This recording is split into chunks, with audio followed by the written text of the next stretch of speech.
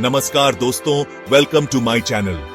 मैं हूं बालकृष्णा और आज हम बात करेंगे इंडिया ने बांग्लादेश के लिए अपनी ट्रांसशिपमेंट फैसिलिटी क्यों बंद की और इस कदम का रीजनल ट्रेड, जियोपॉलिटिक्स और WTO कमिटमेंट्स पर क्या असर होगा।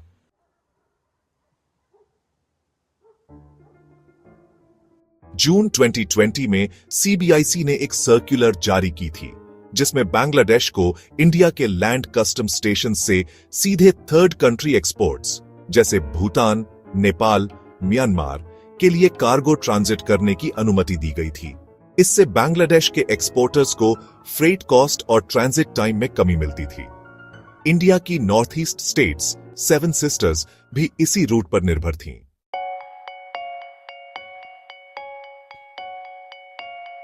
8 अप्रैल 2025 को CBIC ने अपनी 2020 की सर्कुलर 29 जून को इमीडिएट इफेक्ट से रेसेंड कर दिया।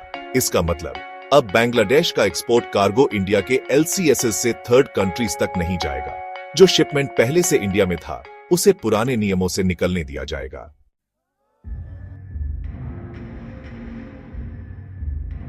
बांग्लादेश के chief adviser professor Mohammad Yunus ने नॉर्थ ईस्ट इंडिया को लैंडलॉक्ड रीजन कहा। We are the only guardian of the ocean for this region. इस बयान को दिल्ली ने सॉवरेनिटी चैलेंज माना और डिप्लोमेटिक रो एस्केलेट हो गया।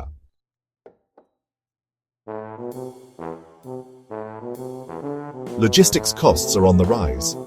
Alternate routes like the Myanmar corridor and the China-Bangladesh link are not only more expensive but also less secure. The apparel sector is feeling the pinch. The AEPC reports that 20 to 30 Bangladeshi trucks used to arrive at the Delhi air cargo terminal daily, reducing space for Indian exporters. Now, the air cargo capacity is set to improve. FIO DG Ajay Sahai mentions, our exporters will now have more air capacity available.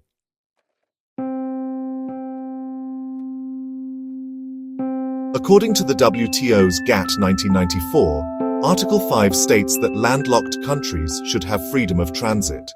This raises questions for India. Does this move violate WTO obligations?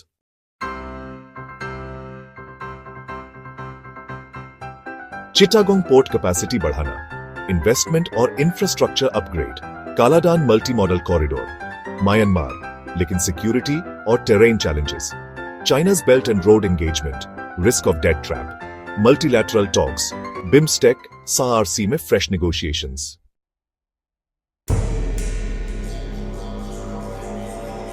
India's Act East policy और China's BRI दोनों यहां compete कर रहे हैं. Bangladesh pivot towards China could shift regional alliances.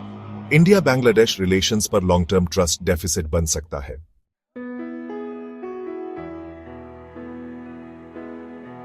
Assam CM Himanta Biswa Sharma ने यूनुस के बयान को स्ट्रांगली कंडेमनेबल कहा। नेपाल और भूटान जैसे लैंडलॉक्ड नेबर्स भी ट्रांजिट एक्सेस को लेकर चिंता जता सकते हैं।